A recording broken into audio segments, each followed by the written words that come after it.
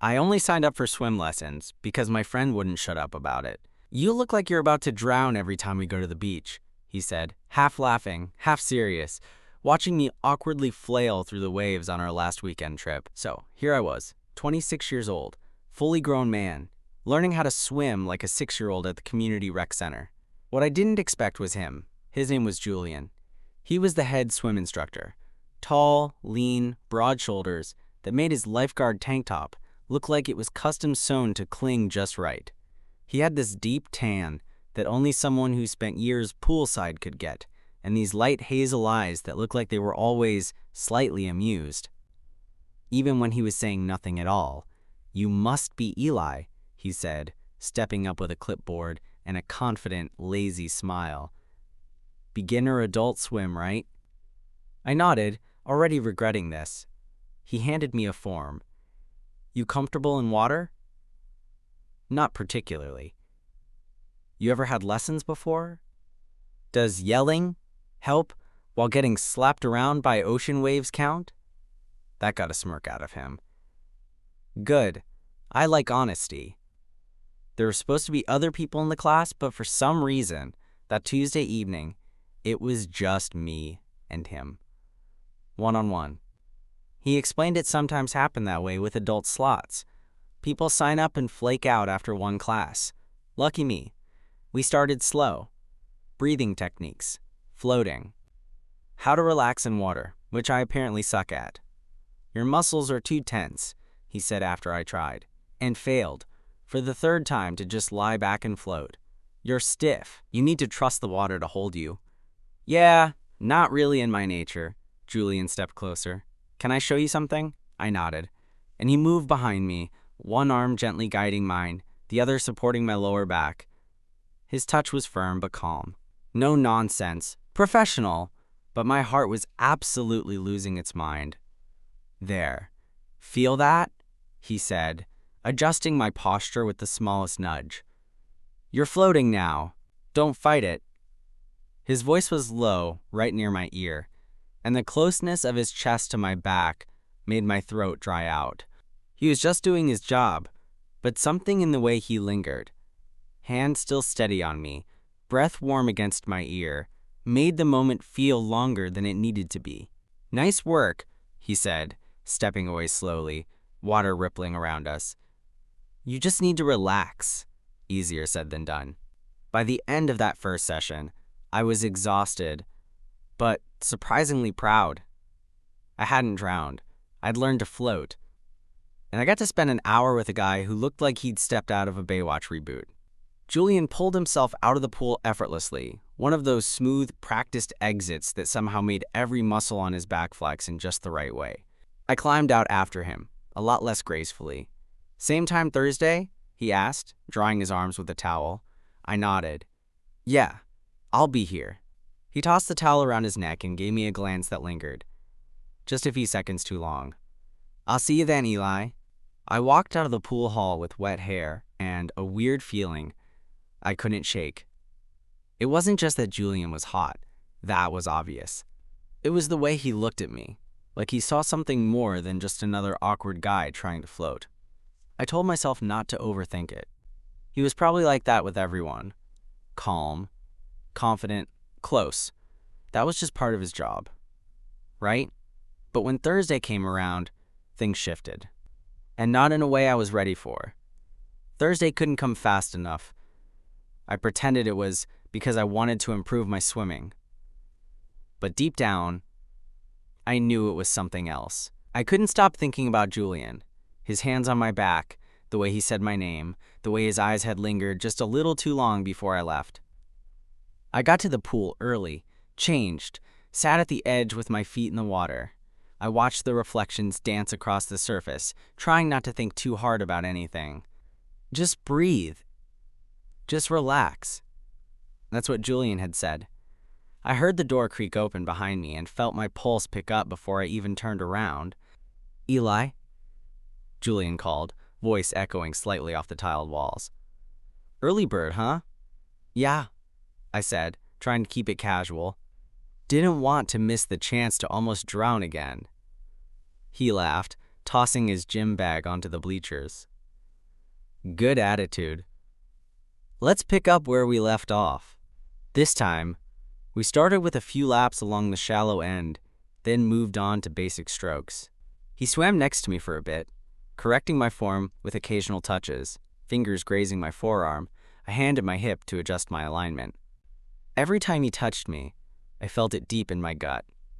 It wasn't just physical, it was charged, controlled, like he knew exactly how much pressure to use, how to make it feel natural, but also not.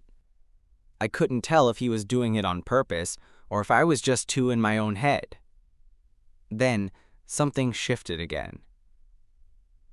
"Let's try something," he said, treading water beside me. Ever done an underwater pass? No idea what that is. Basically, you swim under me, between my legs. Helps with spatial awareness, builds comfort in tight spots. I blinked. Okay. He floated back a little, opened his stance slightly. You ready? Guess so. Just go for it. I ducked under, hands gliding through the water, body moving forward. I was aware of every inch, of how close I was, of the slow sweep of his legs on either side of me, of the warmth of his skin against mine in the cold water. It was over in seconds, but it felt like time bent around me. When I surfaced, I gasped, wiping water from my face. Julian was watching me. Not with that usual, relaxed professionalism.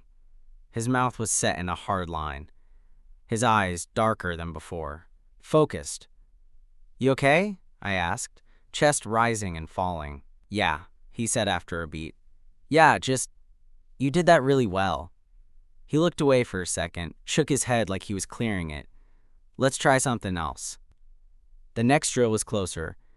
He had me tread water while he guided my legs through different kick positions. At one point, his arms were around me from behind, holding me steady. You tense again, he said softly. Let go, I've got you. His breath was right against my ear, his hands on my thighs, guiding my movement. My mind was a storm. I wasn't sure what he meant anymore. Let go of what? The tension in my legs, or the grip I had on pretending this was still just swim lessons. His hand brushed higher than necessary, just slightly. But it was enough to send a jolt up my spine, enough to make me inhale sharply. Julian froze for half a second, then let go. All right, he said, voice tight. Let's take a break. I nodded, trying not to look flustered, but I could feel my face heating. We swam to the side and leaned against the wall. I kept my eyes on the water. He didn't say anything for a moment, just breathing, same as me. Then he said, I don't usually teach adults one-on-one.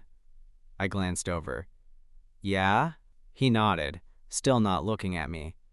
But when I saw your name on the roster, I asked for your slot. My stomach dropped. Why? Julian turned toward me, finally meeting my eyes. I don't know, he said. Something about you, the way you looked that first day, like you didn't want to be here but came anyway, like you were trying to prove something. I swallowed. I was. Same, he said, his voice lower now. I didn't want to take another student, but then you walked in and... He trailed off. Silence filled the humid air between us. My throat felt tight. And what? Julian looked at me, long, like he was checking to see if it was safe to say the next part. But then he shook his head and pushed off the wall. Never mind, he muttered. Let's keep going. I should have let it go. But I didn't.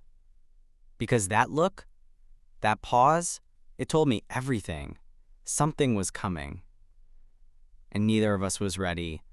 The rest of the session was different. Julian didn't touch me again, not even when my arm curved the wrong way mid-stroke, or when my legs started to drift out of alignment. He just used his voice, which stayed neutral, cool, professional. Like a switch had flipped and we were back to basics. But I couldn't get the look he gave me out of my head. The way he said he asked for my slot, the way he was about to say something else and didn't. After the lesson, I climbed out of the pool, dripping wet and buzzing with questions I wasn't brave enough to ask. Julian stayed behind, still floating in the water, head tilted back, eyes closed. I thought about saying something, asking what he meant, pushing the moment a little further. But I didn't. Instead, I grabbed my towel, changed quickly, and left the building with my heart still beating in my throat.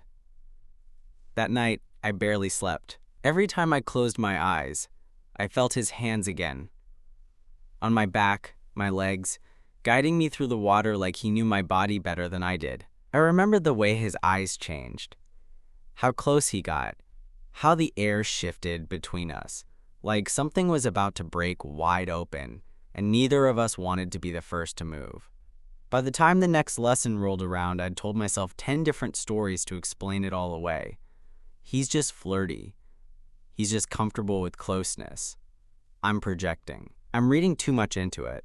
He didn't mean anything by it, but when I showed up for the next lesson, Julian wasn't there. Another instructor, a woman named Kendra, greeted me at the pool deck with a clipboard and an apologetic smile. Julian had to switch shifts today, she said. You'll be with me instead, cool? Yeah, totally fine. I lied, but inside it felt like the bottom dropped out of something. The lesson was fine. Kendra was nice, patient, encouraging, but it felt mechanical. I moved through the motions, doing everything right, but none of it landed the same way. I didn't care about form or technique. I kept glancing toward the door, half expecting Julian to walk in. He didn't. By the end of the hour, I felt cold despite the water. A little stupid, like I'd imagined the whole thing. But just as I was heading to the locker room, I heard someone call my name. Eli. I turned, and there he was. Julian, wearing jeans and a plain black t-shirt, his damp hair pushed back like he'd just gotten out of the shower. He wasn't smiling. Can we talk? He asked. My stomach flipped. Yeah. He led me to a quieter hallway behind the pool deck, one of those weird in-between spaces near the supply closets and back entrances. No one else was around. I didn't mean to bail on you today, he said. It was probably better that way. I leaned against the wall, arms crossed. Better? He nodded. I don't know what I was doing last time. I got too close. I looked at him carefully. Is that what you think happened? Julian let out a breath, rubbing the back of his neck. I was being unprofessional. Okay, but was it just that? Silence. He didn't look at me, just stared at the floor like it had answers he didn't want to say out loud. Then, finally, he said, No, it wasn't just that. I took a step toward him. Then what was it? Julian looked up. His eyes were softer now, tired, like he'd been wrestling with this in his head since the last time we saw each other. I don't know what this is, he said. I just know that when I'm around you, I stop thinking straight. And I don't mean that as a pun. I laughed because I couldn't help it. He did too, a little. It eased something between us. I haven't felt like this in a long time, he continued. It's stupid. I barely know you. But I see you in the water, trying to figure it out. And I want to be near you. I want to touch you. And not just to correct your strokes. My breath caught in my throat. You're allowed to say no, he added quickly. Tell me I'm crossing a line, and I'll back off. I'll ask someone else to take over your lessons. No weirdness, I swear. I stepped even closer now, close enough to smell the faint scent of chlorine and soap on his skin. I'm not saying no, I said. His eyes searched mine.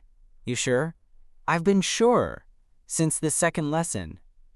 Julian looked at me like he was trying to believe it. Then he did something I wasn't expecting. He smiled. Not the lazy, casual smirk he usually gave, but something a little more vulnerable. A little more real. Okay, he said. Good, because I haven't been able to stop thinking about you. And then, without another word, he leaned in. It wasn't rushed. It wasn't dramatic. It was careful. Hesitant. The kind of kiss that asks a question instead of demanding an answer. And when our lips met, all the tension I'd been carrying melted into that single, quiet moment. Everything clicked. The pool, the touches, the glances, none of it had been imagined. And whatever this was, it was just beginning. The kiss didn't last long. Maybe 5 seconds, maybe 10. I was too inside it to count. But when Julian pulled back, he stayed close, his forehead nearly touching mine, breath warm between us. We both stood there for a second, like we didn't know what came next. "I didn't plan that," he said softly. "I know," I replied. "That's why it felt real." Julian exhaled through his nose, almost a laugh, but it didn't quite make it all the way out. His hand hovered like he wanted to touch me again, but he held back. I got the feeling he was used to being in control, and this, me, us, was pulling him somewhere unfamiliar. We didn't say anything else. There was nothing left to explain. He gave a small nod, eyes still on me, and stepped away. I let him. That night, I didn't sleep much again, but it wasn't confusion this time. It was something closer to anticipation.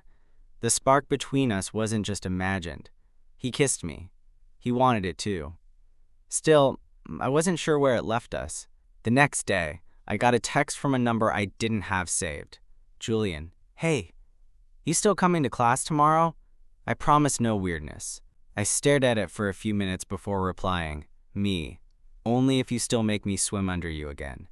3 dots appeared, then disappeared, then came back again. "Julian, smartass, see you tomorrow."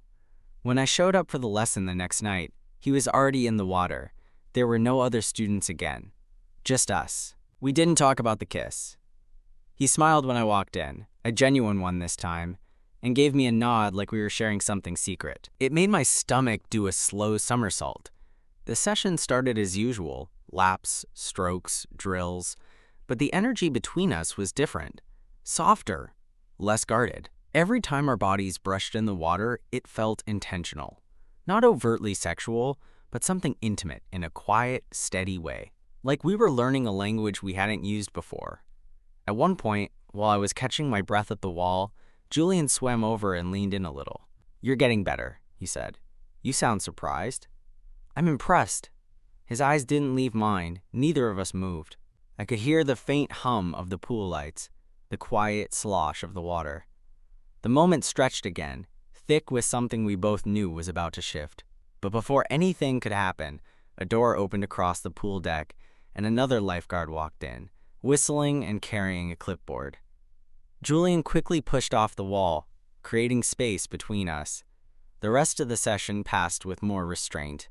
Julian kept his distance, and I tried not to look like I noticed. But when I went to the locker room after, there was a folded towel on the bench next to my stuff. On top of it, his number, written on a post-it with 2 words. "Come by tonight?" No name, no explanation, just an invitation. I held the note in my hand for a long time. It wasn't subtle. It wasn't part of the lesson plan. It was something else. Later that night, after pacing my apartment like a lunatic for a full hour, I finally texted him. "Me, still want company?" The reply came within seconds. "Julian, doors open." His place was 10 minutes away, on the 2nd floor of a quiet duplex near the park. When I got there, he was in sweats and a t-shirt, barefoot, a beer in one hand. "You came," he said, like it still surprised him. "You asked." He opened the door wider, stepped aside. The place was clean but lived in, not staged. A stack of records by the window, 2 pairs of running shoes by the door, half-finished glass of water on the kitchen counter. He nodded toward the couch. "You want a drink?" "I'm good." We stood there, facing each other, the quiet between us thick again. That same pull, the one that started in the pool and hadn't let up since. Julian took a slow breath. "I've been thinking about kissing you again since the second I stopped," he said. That was all it took. I stepped forward and he met me halfway. This kiss wasn't careful. It wasn't hesitant. It was full of everything we hadn't said in the water, everything we couldn't say in public, everything that had been building under the surface. His hands found my back, then my jaw. Mine slid under his shirt, feeling the heat of his skin, the tight plane of his stomach. We didn't rush it. We let it burn slow. He backed up toward the couch, pulling me with him until we were both sitting, legs tangled, lips never parting for more than a second. At some point, his forehead rested against mine and he whispered, "Tell me if you want to stop." "I don't," I said, breathless. That was all the permission he needed. And the rest of the night wasn't about swimming anymore.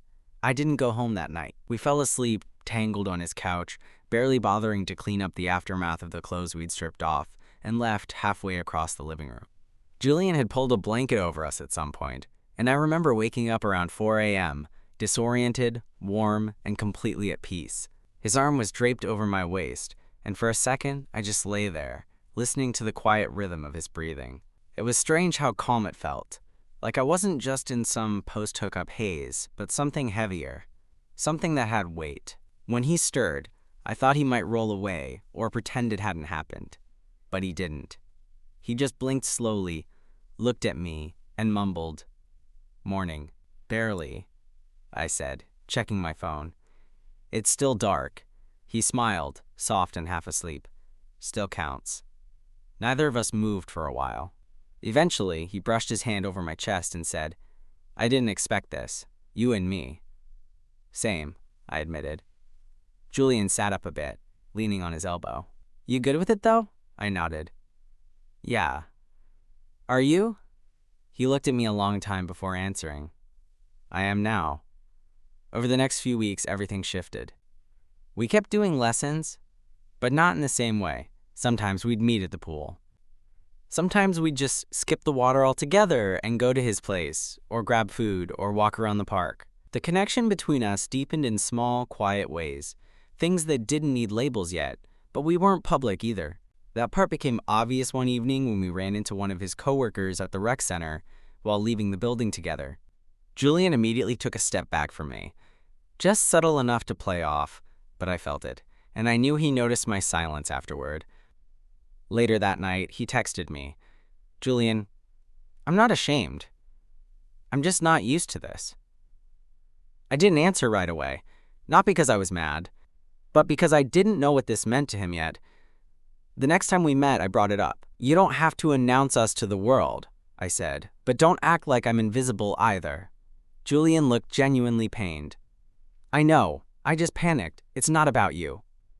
I nodded. But it still felt like it.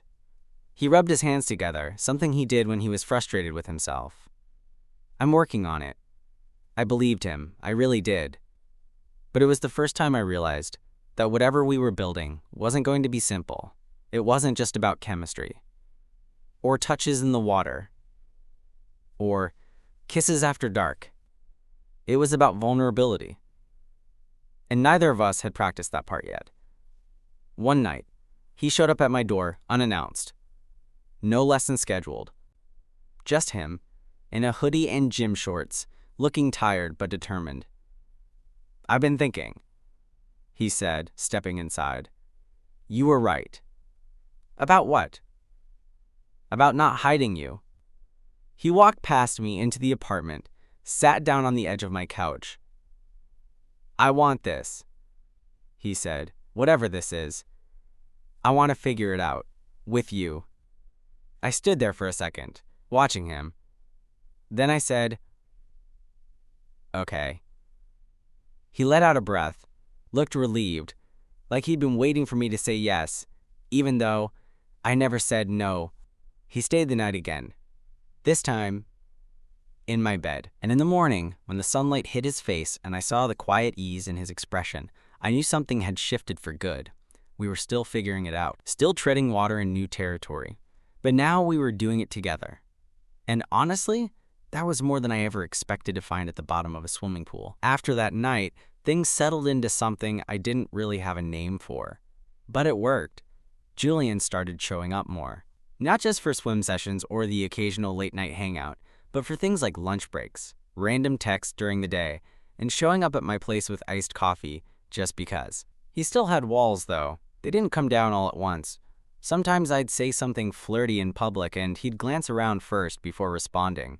Sometimes we'd make plans and he'd cancel last minute with a vague excuse. It wasn't that he didn't want to be with me. He just wasn't used to letting people see it. And honestly, I understood that. But it didn't mean it didn't sting a little sometimes. One Friday afternoon, we met at a small diner after his shift. We'd snagged a booth near the window and I was halfway through a basket of fries when I asked, "So, do your coworkers know anything about me?" Julian paused mid-sip of his drink. "Some of them." "Some?" He set the glass down, looking thoughtful. I don't exactly advertise my dating life. I smiled, but it didn't reach all the way. You don't have to post a selfie of us kissing at the deep end. Just, it'd be nice not to feel like your little secret, Julian winced. It's not like that. Then what is it like? He rubbed his jaw, clearly frustrated. I've been out to myself for a long time, but being with someone, being seen like that, it's different. You've done this before. I haven't. I blinked. You've never? Never, he said quietly. Not like this. That shut me up. For a while, neither of us spoke. The only sound was the clink of plates and distant chatter from a family a few booths over. Finally, I reached across the table, resting my fingers near his. You don't have to rush it, I said. But I do need to know you're not going to pretend I don't exist when it's inconvenient. Julian looked at our hands, then slowly flipped his palm up and laced our fingers together. He didn't say anything. He didn't have to. The real turning point came a few weeks later. The rec center was hosting an end-of-season community pool party. Families, staff, music, the works. Julian was technically working, but he invited me to swing by. I hesitated. I didn't want to be the friend hanging around in the background. Still, I showed up. He spotted me almost immediately. He was wearing board shorts, sunglasses, and a lifeguard whistle around his neck. He looked relaxed, confident, Julian. When he walked over to me, my heart was already preparing for him to keep it casual. But instead, he leaned in, smiled, and said loud enough for anyone nearby to hear, "Glad you came." Then he reached out, casually rested a hand on my lower back, and left it there. It wasn't huge. It wasn't dramatic, but it was public and real. We spent the rest of the afternoon together, floating lazily on pool noodles, stealing moments behind the snack bar, exchanging glances that only made sense if you'd been in that water with someone and felt what we had. Later, as the sun started to dip and the crowd thinned out, I sat on a lounge chair watching the sky turn orange. Julian walked over, drying off his hair with a towel. "Want to get out of here?" he asked. "Sure, yours or mine," he grinned. "How about somewhere new?" That night, we drove out of town a little, to a quiet lake Julian used to visit as a kid. No lights, no crowd, just a small pier and the sound of water lapping against the wood. We stripped down to our boxers and slid into the water, the surface still warm from the summer sun. Floating side by side, under stars I hadn't seen in weeks, Julian drifted closer. "I never thought I'd fall for someone like this," he said, voice soft. "And I never thought I'd want anyone to know about it." I turned to face him, treading water. "What changed?" "You." His hand found mine under the surface. The water was still, but everything inside me felt like it was moving. Rapid, alive, honest. He swam up close, until our foreheads touched again, just like that night on the couch. "I'm not scared anymore," he whispered. "Good," I whispered back. "Neither am I." We stayed in the lake until our fingers were pruned and our bodies started to shiver. Julian swam to the dock first, pulling himself up with that same practiced grace that once made me nervous. Now, it just made me smile. I followed, water dripping from my skin, and collapsed beside him on the warm wood. We lay there for a while, flat on our backs, staring at the stars. No noise but the water and the occasional chirp of a distant insect. His hand found mine again, this time above the surface. "This is the first time I've felt still," he said quietly, "like everything's not pulling me in 10 directions. I turned my head toward him. I used to think that stillness meant something was wrong, like I was doing too little, feeling too much. Julian looked at me, and I saw the softness in his eyes again, the same one that slipped through whenever he forgot to guard himself. "But now," I added, "now I think it means you're where you're supposed to be." He finished for me. We didn't kiss that time. We didn't need to. That night the silence said enough. Over the next few weeks, The pieces of our lives started to click into place. Julian slowly began introducing me to people as more than just someone he teaches. He didn't make a big show of it. He just started being with me in front of people. We grabbed food with his coworker Kendra, and he slid his hand over my knee under the table like it was the most natural thing in the world. We went to a weekend farmer's market, where he kissed my cheek while waiting in line for cold brew. He even invited me to his mom's birthday barbecue, though he nearly had a heart attack on the drive over. "She's going to make it weird," he warned. "She's the, when are you getting married type, but like aggressively supportive. She's had gay fanfiction open on her iPad more than once." "I can handle it," I laughed. I once sat through a 3-hour PowerPoint from my aunt about kombucha. True to form, his mom loved me, maybe a little too quickly. She pulled me into a hug, fed me 2 slices of pie, and whispered, "You're so much cuter than his last crush. Don't tell him I said that." When I told Julian, he buried his face in his hands. "I told you." But he was smiling the whole time. Still, not everything was perfect. We had our first real fight a few nights later, about something dumb. He had to cancel on dinner, forgot to tell me, and I showed up to his place with takeout and no warning. He wasn't home. I waited. I got annoyed. He got defensive. It wasn't about the food. It wasn't even about being stood up. It was about the vulnerability. The fact that we both liked each other enough for it to hurt when the other one messed up. "I don't want to get this wrong," he said after we cooled down, "but I'm going to screw it up sometimes." "So will I told him. "But I'm still going to show up." Julian nodded, then pulled me in. "Let's keep doing that then." And we did. We kept showing up. Even when it was hard. Especially when it was hard. A few days after the fight, Julian texted me a photo out of nowhere. It was from a local pool flyer. The center was hosting a late-night open swim for adults. Low lights, music, no kids allowed. He sent it with one sentence. "Want to go together?" I texted back, "You mean like a date?" Julian, "Yeah, a real one." That Friday, we walked into the pool together, both of us in swim trunks, towels over our shoulders. The room was dim, lights low, soft music playing. A few other couples were there, friends, some people just floating alone. But for once, we weren't just instructor and student, not roommates, not friends hiding glances in the shallow end. We were us, and everyone could see it. We swam slowly, lazily, like we were back in the lake. At one point, Julian floated behind me, arms loosely wrapping around my waist under the water. He rested his chin on my shoulder, our bodies drifting as one. "This okay?" he murmured, just loud enough for me to hear. "Yeah," I whispered. His lips brushed against the side of my neck. Nothing dramatic, just real, just us. And in that moment, surrounded by other people, under low lights and soft music, I knew. Whatever this was, it was love. Not in the rom-com way, not in the fireworks and big speech kind of way, but in the way someone touches you underwater and means it, in the way a guarded man lets go, just for you. I didn't realize how far we'd come until I saw Julian laughing with my roommate at our apartment, holding a beer in one hand, his other arm lazily slung over the back of the couch, his body angled toward me even while he talked to someone else. That night wasn't an occasion. No birthday, no anniversary, just a Friday. But there was something about it. Watching him so comfortably in my space, knowing that I didn't have to wonder where we stood, that made it feel bigger than any celebration. When everyone left, we cleaned up in that easy, quiet way we'd fallen into.